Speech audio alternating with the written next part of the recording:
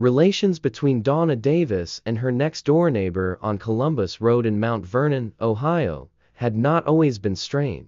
Donna, the mother of 3 children, initially liked the young man, 30-year-old Matthew Hoffman, who resided next door in a 2-story house with his girlfriend and her 8-year-old son. In fact, Donna's eldest son often went over to Hoffman's house to play with the girlfriend's son. The 2 boys would toss a football around, watch TV, and just generally hang out together after school. Donna's friend, Leanda Klein, agreed that Hoffman was friendly in the beginning and referred to him as a nice guy. Leanda's son, who would also play over at Hoffman's house, told her that Hoffman let the boys jump around on a trampoline and made popcorn for them too. They would often sit in front of the TV watching a DVD and eating popcorn. Donna and Leanda's sons also had sleepovers at Hoffman's house, and on occasion, Hoffman would give Donna's 14-year-old daughter rides home from the movie theater in Mount Vernon. All in all, he seemed just as Leanda had indicated,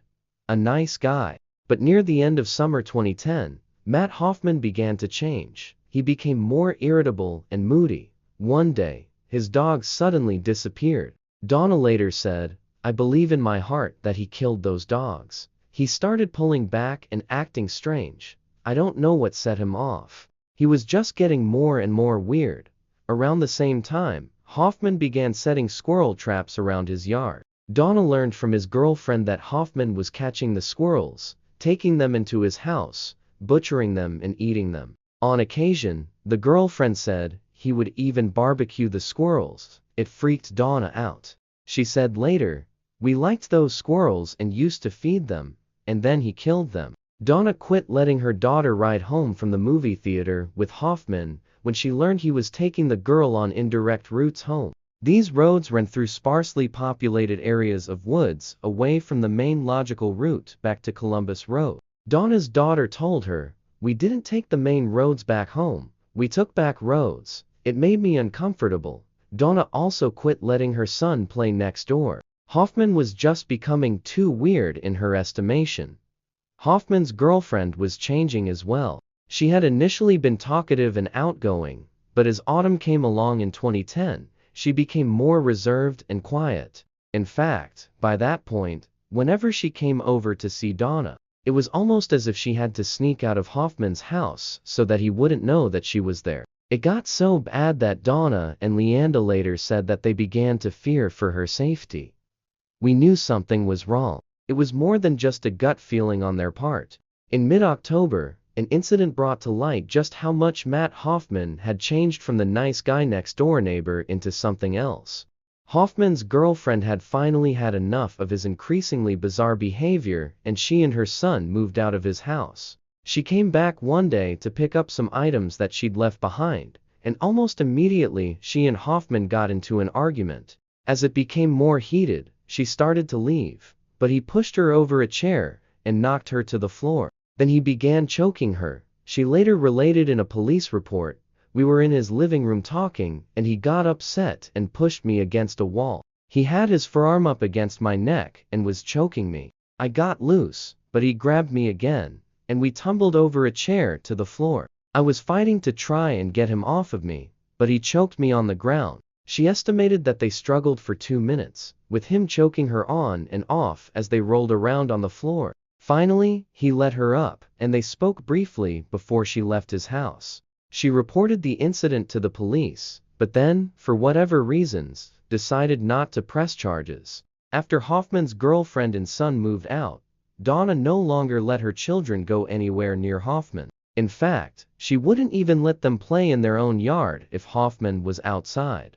He was too erratic, in her estimation, to be anywhere around her children, and his habits were becoming more and more strange. On occasion, he would climb up into the branches of a large tree on his property and perch up there for hours. Just what or who he was looking for, Donna didn't know. He would also spend great amounts of time in a hammock in a tree. He seemed to be obsessed with trees. By now, Hoffman gave Donna the creeps. As if that wasn't enough, Hoffman, who had always been addicted to computers, had his electricity turned off. Suddenly even that outlet for him was gone. With winter coming on, It seemed crazy to be without such power. But crazy is exactly the word Donna now used to describe Hoffman. She soon started letting everyone know he's a real weirdo. Matt Hoffman didn't care what Donna Davis or anyone else thought about him. He had always marched to the beat of a different drum. For example, more than 10 years earlier, when he was 19 years old, he had left Ohio and moved to Colorado, where he had gotten himself into a great deal of trouble, though he rationalized to himself that he had mainly been the victim of bad luck. That bad luck had cost him prison time and made him a very angry young man. After his prison stint, Hoffman had moved back to Ohio, where his mother lived, as a condition of his parole. He got a job as a tree trimmer, which suited him. He had always liked being in and around trees. Like his neighbors, his employer at Fast Eddie's, a grounds maintenance and tree trimming service in Mount Vernon, at first thought Hoffman was a nice guy. Office manager Sandy Bird later said, "There was nothing strange about him in the beginning, he just blended in. But as time went on, he struck me as really strange. He would just stare off into space." Not only that, but Bird learned that Hoffman had oversold his tree trimming experience and had not disclosed that he had been in prison. Hoffman's actions became so troubling that at the end of October 2010, he was let go from his job. Hoffman was bitter as October turned to November 2010. Now, as Hoffman sat in his house, with no job, no electricity, no gas, and no girlfriend, he became more and more angry. He was worked up and agitated, and when he was in such a state, he had to blow off steam. That's when his urges were at their strongest. And the urge right now was as it had been back in Colorado. He liked breaking into people's homes. People who led normal lives. He didn't consider himself to be normal. He thought of himself as extraordinary. The rules that pertained to others didn't pertain to him. When he felt these urges, he was a man of action, and he acted upon them, come hell or high water. He knew about a place in the town of Howard named Apple Valley. It was a house that sat alone on a street across from some woods. Best of all, its garage door would not close all the way, giving easy access into the interior of the house. He'd wait until all the people in the house had left for the day, and then he'd sneak inside and take whatever he wanted. Hoffman got a charge out of those kinds of things, and was no stranger to breaking and entering. Even from an early age, Matthew John Hoffman liked being in trees. Like other boys his age, young Hoffman played baseball, but the subject with which he seemed almost obsessed was trees. He loved going out into the woods and climbing them. Perhaps he saw climbing a tree as an opportunity to get away from whatever was troubling him. Perhaps he viewed the trees as a safe haven where he could forget the cares of the world, at least for a short time. Matt Hoffman was the son of Robert and Patricia Hoffman, and grew up in the Warren area of northeastern Ohio. According to his mom, Patricia, he was a good boy, but high-strung. He was smart and had lots of energy, but he was also headstrong and rebellious. When he wanted his way, he tended to dig in his heels and not be swayed in the matter. Bright and intelligent, he could also be alarming at times. The things he said to people were off-kilter and confusing. If someone said, "Good morning" to him, Hoffman was apt to respond with, "What's so good about it?" More than one person would later recall how they would ask him a normal question and get an off-the-wall answer in return. In 1997, Hoffman's parents divorced, and Hoffman moved with his mother to the Mount Vernon area in Knox County. One neighbor, Alice Morelli, recalled Hoffman as a teenager, 14 to 16 years of age. She thought that he always seemed unhappy and acted strangely. Morelli said later, "He was really lost. He was on a bad path." Hoffman did get into trouble around that time, when he and some buddies climbed onto the roof of Lakeview High School. When caught by the police, his only explanation was that he just wanted to see if he could do it. Hoffman would also jump off his own roof onto a trampoline. There seemed to be something about heights that intrigued Hoffman. Morelli's dog hated the teen, constantly barking at him when he was in the yard. In response, Hoffman would merely stare, blank-eyed, at the dog. It really concerned Morelli, who thought there was something wrong with the boy. His antics, she felt, went way beyond the usual childhood pranks. Perhaps unsurprisingly, Hoffman did not take well to high school. though he did graduate in 1999, and went on to study industrial electrical engineering at Knox County Career Center. Afterward, he went through a long list of jobs in a very short period of time, never seeming to settle down to anything. In 2000, Hoffman left Mount Vernon and moved to Steamboat Springs, Colorado, where his grandmother lived. The town was about as different from Apple Valley, Ohio, as could be imagined. At an elevation of around 5,000 feet, Steamboat Springs was an up-and-coming resort city, geared to outdoor activities, especially skiing. In fact, Steamboat Springs was one of the fastest-growing cities in Colorado. Not unlike Vail and Aspen, it had become a hot spot for both winter and summer sports. Steamboat, as it was called by locals, had good restaurants, a thriving art scene, and lots of new condominiums in town and on the surrounding mountains. Some of the most luxurious new homes in the area were starting to sell for $5 or $6 million or even more. These homes were up on the ridge with commanding views of the whole area. People who owned these properties could fly their private jets into the local airport. Not that Hoffman was living in one of those expensive houses. He was working as a plumber's helper by this time, and his abode in Steamboat was the inexpensive DeBarque Motel. It was the kind of place where a lot of other low-income workers also lived, mainly construction workers, maids, and other service-related individuals. Hoffman was away from his motel room for several nights in September 2000, however, and his fellow residents at the DeBarque would have been surprised to know where he was spending his time. But it was not long before they found out, along with why he suddenly left the area without any warning. It happened right around the time an expensive condominium caught on fire, and the residents had to run for their lives from the burning set of buildings. Before the ashes settled, Matt Hoffman was long gone. Around the time of the condo fire, the Steamboat Springs Police Department SPOP was aware that 3 city signs had been stolen from the city park. In mid-September 2000, and they were able to trace their whereabouts to Unit 6 of the DeBarque Motel.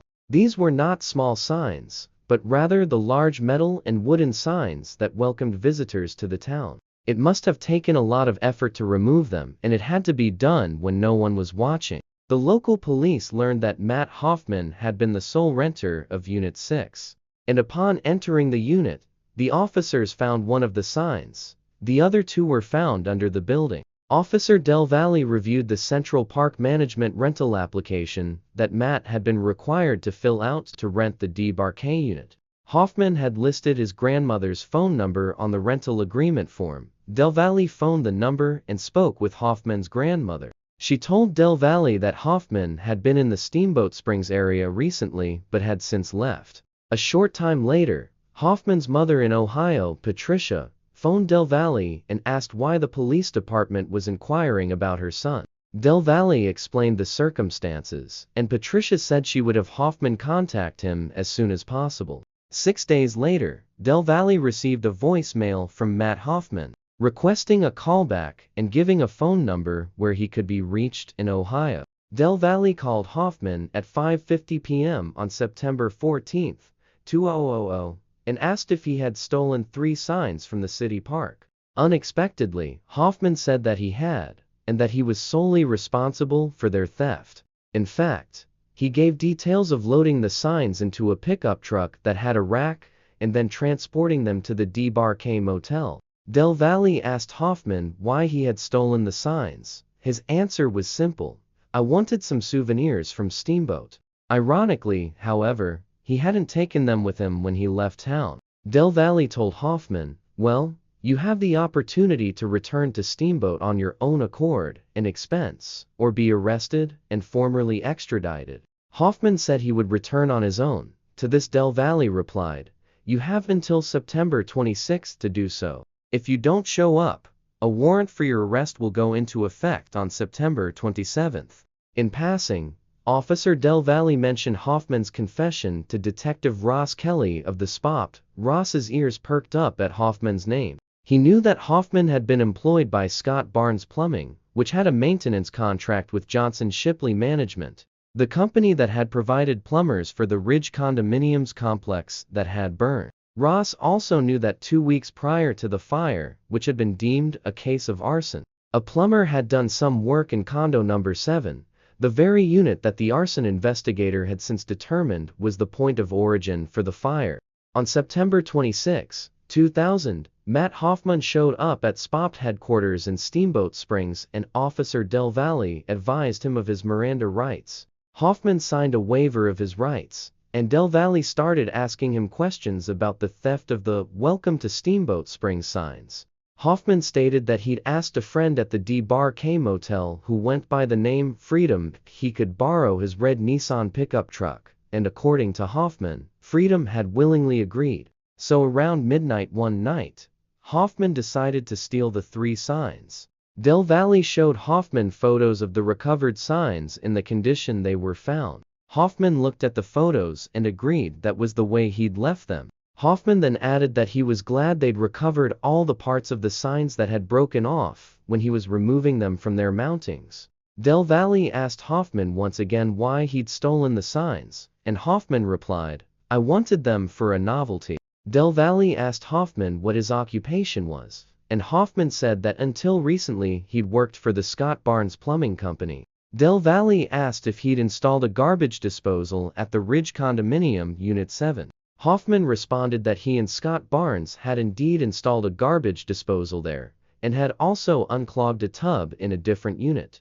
Del Valle then asked if Hoffman knew there had been a fire at the condominium, and Hoffman said that he did. To this, Del Valle asked, "Why would your fingerprints be found on several boxes found in the condo owner's vehicle?" This was a vehicle that had been stolen from the garage of the burned-out condo number 7 at around the same time. Hoffman replied, "I may have picked up the boxes and moved furniture that was in the way of the plumbing job." Del Valle responded, "Why would you have to move furniture and boxes to install a garbage disposal?" Hoffman didn't answer the question, but rather just sat there in silence. Del Valle next asked, "Why were your fingerprints found on the driver's side door of a white Chevrolet Suburban? That Suburban was stolen and filled with property from condo number 7.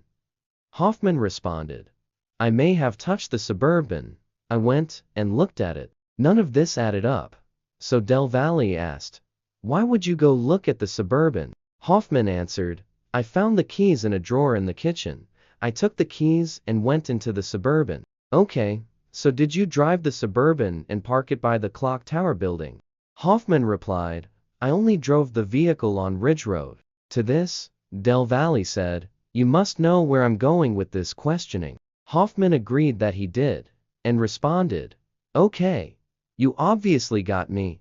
Officer Del Valle excused himself from the room and met with Detective Kelly. He asked Kelly to come into the room with the tape recorder and case reports about the condo fire. After a short period of time, Del Valle and Kelly went back into the room where Hoffman was sitting. Del Valle introduced Kelly to Hoffman and said that Kelly was the investigating officer on the arson fire. Both Del Valle and Kelly began asking Hoffman about items that had been stolen from the condo and placed in the Suburban. Hoffman admitted that he'd taken a stuffed mountain lion, a wood dresser, and a bag of clothing from the condo. When asked about a bear rug, antelope head, and wooden bench, Hoffman said that he had not stolen those, and they must have burned in the fire. Apparently he had left the mountain lion, wood dresser, and bag of clothing in the stolen vehicle. Asked about office equipment, Hoffman recalled that he'd stolen a fax machine and placed it on the passenger seat of the Suburban, and he'd also taken a small camera.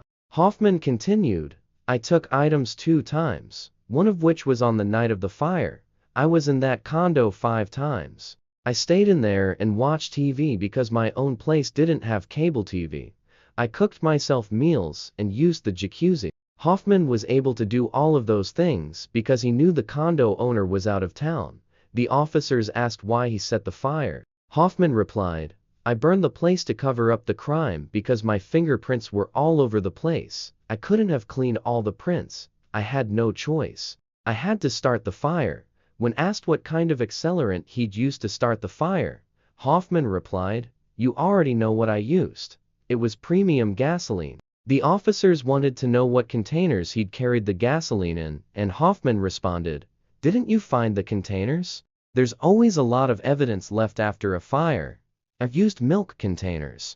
Then he laughed, saying that he was just kidding about that. He'd actually bought 2 plastic gas cans at a local Walmart store on August 26. The officers wondered where he'd bought the gasoline, and Hoffman said he'd purchased it at a Total gas station. Then he drove back to the condo with the full gas cans in a red Monte Carlo. Just whose vehicle this was, he did not say. He decided to drive the Suburban to the Clock Tower building, where he planned to pick it up the next day with all the stolen goods inside. Of course, Hoffman did not have permission to be using the Suburban. Hoffman continued, "I parked the Suburban, walked back to the condo and sat inside watching television all day. I regretted what I knew I had to do. I watched TV until the early morning hours of the 28th. I poured the entire 10 gallons of gasoline on the floors of all the rooms in the condo and ignited the fuel. Then I immediately walked away." The officers asked Hoffman if he knew that there were tenants inside the condominium when he set the fire. Hoffman stated, "I knew there were people staying in the other units, but the fire alarm would warn them." Then Hoffman asked if he needed a lawyer. Both Del Valle and Kelly said that was Hoffman's decision to make, and Del Valle brought up the Miranda warning. Hoffman may have thought he was being clever, responding that he'd been Mirandized about the theft of the signs but not about the fire. He may have thought that anything he said concerning the fire could not be used against him. Del Valle, however, explained that the police did not have to Mirandize a person multiple times. Once again, Hoffman was asked if he needed an attorney, and he declared, "I've never needed one before, and I already told you everything." The interview concluded, and the officers asked Hoffman to write out a confession. He agreed to do so, and then he was arrested and transported to the Routt County Jail, where he was held for the theft of the signs and for burglary and arson. Bond was set at $25,000. Officer Del Valle asked Detective Assistant Kim Gittleson to contact Walmart to determine if 2 gas cans had been purchased there on August 26. Gittleson spoke with a store employee, who confirmed the purchase of the 2 gas cans on that date. Gittleson also obtained a printout of the sales receipt. Del Valle contacted Freedom, Hoffman's alleged friend at the DeBarque Motel. The man declared that he had never loaned Hoffman his red pickup truck. When the list of charges was drawn up against Matthew Hoffman, it included 5 counts. Count I concerned the arson of the Ridge condominium complex, and Count 2 dealt with unlawfully and knowingly breaking and entering into the condo and remaining there. Count 3 concerned first-degree aggravated motor vehicle theft, while Count 4 was about the theft of property from the condo. The final count related to reckless endangerment of the lives of the people living in the condominium when Hoffman set the fire. In a preliminary hearing, Detective Ross Kelly, the condo owner and a criminalist from the Colorado Bureau of Investigation Lab, laid out details of the case. A judge agreed that there was enough evidence for the matter to go to trial. Hoffman was assigned lawyer David Kaplan, who soon thereafter presented a motion to modify Hoffman's bond. Kaplan wrote in part, "Mr. Hoffman is indigent and without adequate financial resources. The present bond is excessive and has resulted in Mr. Hoffman's continued pretrial incarceration solely because of his poverty. Consequently, Mr. Hoffman seeks reduction or modification of his bond to a reasonable amount so he can obtain his release from custody." Judge Thompson ruled that there would be a modification and ordered the bond reduced to $10,000. Hoffman was then cautioned not to leave the state of Colorado without permission and to advise the court of any changes of address. Hoffman obviously had time to think about his situation, and he came to a dramatic decision. He would not take his chances with a jury trial. Instead, he pled guilty to the charges, hoping for leniency from the judge. It was indeed a gamble. Each of the first 3 counts carried a presumptive sentence of 4 to 12 years of imprisonment and a fine of $3,000 to $750,000. Sentencing guidelines for Count 4 called for 2 to 6 years of imprisonment and for Count V, 6 months. On November 3, 2000, Matthew Hoffman signed an agreement with the court that stated he understood the English language and that he had fully discussed his options with his attorney. He also understood the possible penalties for pleading guilty to the charges and agreed that the decision to enter a plea of guilty is entirely my own choice. There has been no force or threats. There was another provision listed way down the page, of which Hoffman was aware. It stated, "I understand that I have the right to file a motion for the reduction of my sentence within 120 days after sentence is imposed." Actual sentencing didn't occur until January 5, 2001, at a court hearing on the matter. Routt County Deputy District Attorney Charles Feldman called one witness, J. Mum, fire marshal. Mum spoke about the extent of the arson fire and the resulting danger to the residents of the condominium. Feldman then asked for a sentence of 10 years minimum for Matt Hoffman. Townsend, a public defender assigned to represent Hoffman in the stage of the proceedings, was next. He asked the judge to impose a sentence of 6 to 8 years. And Hoffman had a statement for the judge. He claimed that he now understood the impact and devastation he had caused others, especially the condo owner's family. Hoffman wrote in part that he'd lost sight of what was most important in life. He thought that money was, but now he claimed, the number one thing that money can't buy is God. Along with God brings love and the beauty of nature. And then he chose an odd phrase. These few things are omnivorous and omnipresent in every aspect of our daily routine. Hoffman stated that he might not have ever come to his senses if it hadn't been for the present terrible situation. So instead of wishing I didn't get caught, I'm going to appreciate fate's decision. Hoffman swore that he would learn from this experience and become a better man and useful member of society, declaring that he would take advantage of every opportunity in prison to better educate himself. He promised that he was going to do everything to turn his life around.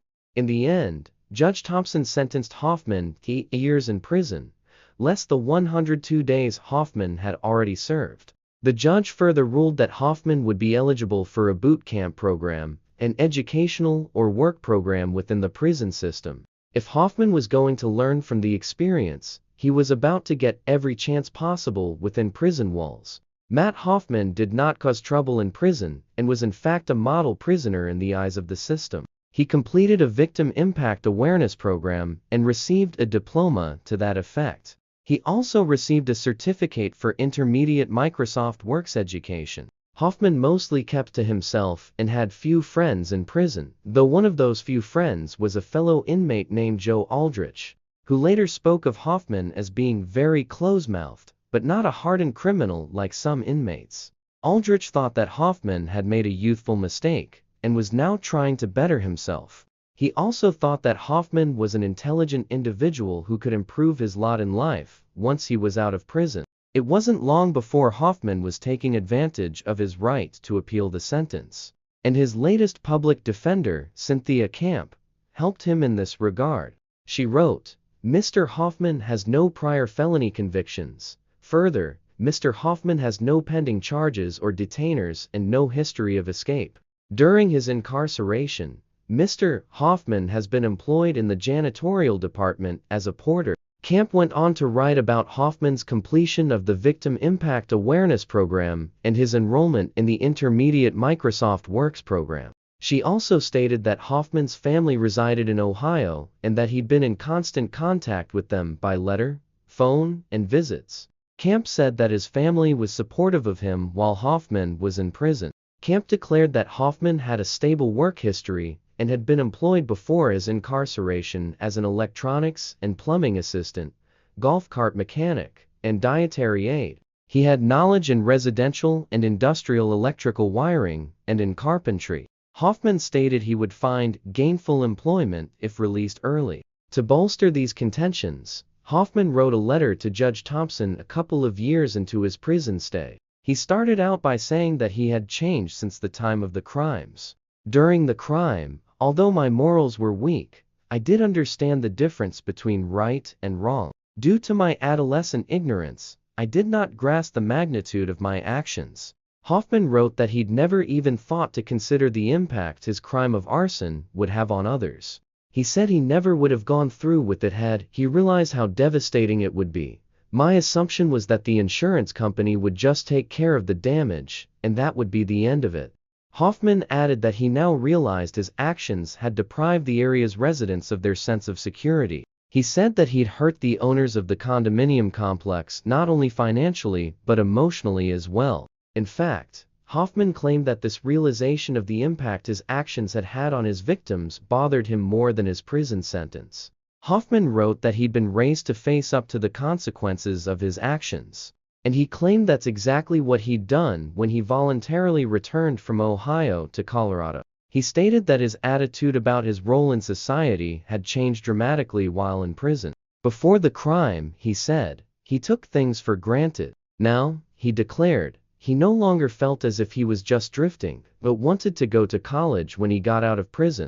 With a college degree, he said, he could put this horrible disgrace behind me. He went on, the reason I am pouring my heart out to you in this letter is because you are the only one with the power to give me probation at this reconsideration hearing that is coming up soon. I need to start picking up the pieces of my life and putting them back together. Matt Hoffman wasn't alone in writing letters to Judge Thompson. His mother, Patricia, wrote that her son had been a model prisoner while located near Los Animas, Colorado. She added, he is determined to turn his life around and put this all behind him. She stated that in his letters to her, Hoffman spoke of trying to be around people with positive attitudes.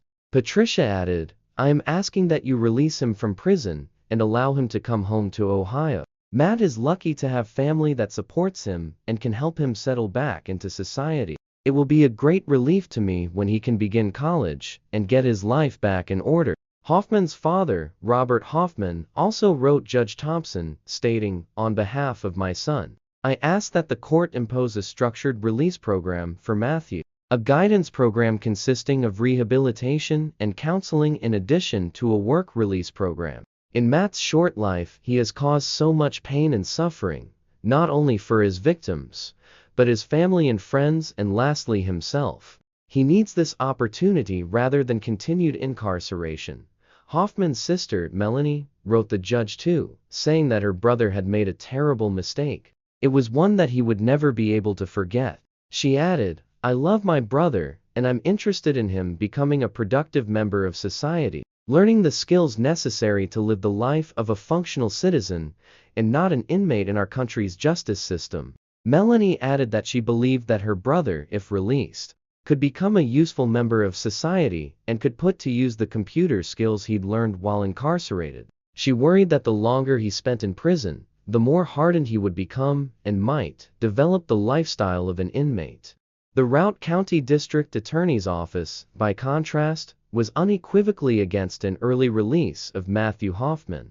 Deputy District Attorney Elizabeth Whitmire drew up a 7-point motion against it. Point 1 stated that a sentence of 8 years was reasonable in light of the crimes he'd committed.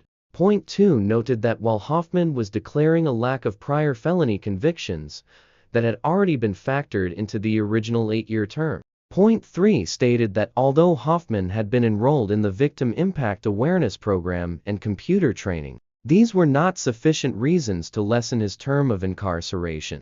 Point 4 noted that at no time had Hoffman expressed regret for the danger he'd put tenants and firefighters in when he torched the condominium. Point 5 brought up the fact that although Hoffman stated he had come to his senses and returned to Colorado on his own when presented with the charges, in truth, Hoffman had come back to face the charge of theft of the 3 signs only, not the more serious counts. She declared, this is a person who was caught and confessed only after he was backed into a corner. Point 6 cited Hoffman's claim, made in his interview with detectives, that he'd stolen items from the condominium because he wanted to cut corners. Whitmire wrote, once again, through this motion, the defendant is trying to cut corners. Point 7 addressed the fact that without provocation, Hoffman had robbed and torched a place to cover his tracks. He put human lives at risk, caused an immense amount of monetary and emotional damage, and put a whole community in fear. The people request that the defendant not be allowed to cut any more corners and that he serve his full sentence. In the end, Matt Hoffman served 6 years of an 8-year sentence. Typically, a person must serve parole in the county where they committed the crime, which in Hoffman's case was Routt County, Colorado. But Hoffman went back to Knox County, Ohio, to serve his parole. Once back in Ohio, in 2007, Hoffman had a hard time readjusting. although the difficulty seemed to have less to do with his time in prison than with his oddball personality. For a while, though, things seemed to be getting back on track. He got the tree trimming job and had a good relationship with a new, pretty, and personable girlfriend. Hoffman was even able to buy a house on Columbus Road in Mount Vernon in 2009. Hoffman and his girlfriend and her son moved in, and for a few months everything was fine. But as Hoffman's neighbors later said, he soon began to show very odd traits and to treat his girlfriend badly, culminating in her leaving him in late October 2010. Not long after, he lost his jobs as well. He was by now burning with anger and ready to lash out at the world. It almost didn't matter to him who would bear the brunt of his anger. Somebody was going to pay, and it was going to be soon. Starting on the night of November 9, 2010, and continuing for the next several days, there would be a marathon of ducking, hiding, and weaving on Matthew Hoffman's part. He began it all by parking his car at the Gap Trail parking lot, a few miles from Apple Valley, around midnight. From there, he walked to a patch of woods across the street from Tina Herman's house on King Beach Drive, arriving sometime around 1:00 a.m. on November 10th. Hoffman already knew that house had problems with its garage door, which would not shut all the way down to the driveway. Hoffman had some food, a water bottle, and a sleeping bag with him. He crawled into his sleeping bag and soon fell asleep. He woke up in time to hear a vehicle pulling out of the driveway of the house very early in the morning, sometime after 3:00 a.m. Greg Borders was leaving for work. Hoffman settled back down in the sleeping bag and fell asleep again. He decided to wait until all the vehicles and all the inhabitants had left, and then he would enter the isolated house.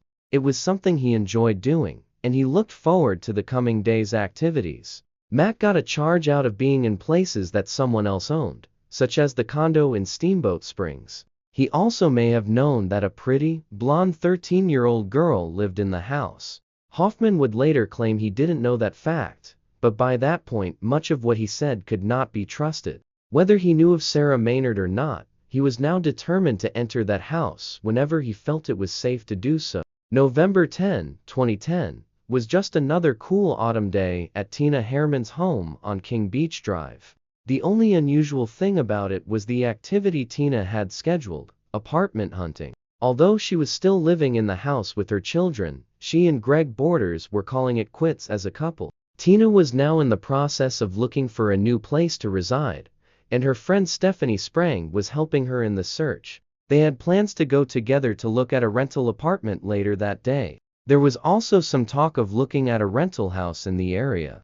The day had begun very early in the household, when Greg left at 3:40 a.m. for his job at the Target distribution center. Later that morning, he spoke to Tina by cell phone while at work, and received a text that the family dog had been fed. Meanwhile, Sarah and Cody ate breakfast, gathered their school supplies, and caught the school bus to East Knox Middle School. Sarah noticed that Cody seemed distracted by something, but he did not tell her what it was. Sarah soon forgot about it and focused instead on the coming day at school. After the kids left, Tina went grocery shopping at the Kroger supermarket in Mount Vernon, sometime after 9:30 a.m.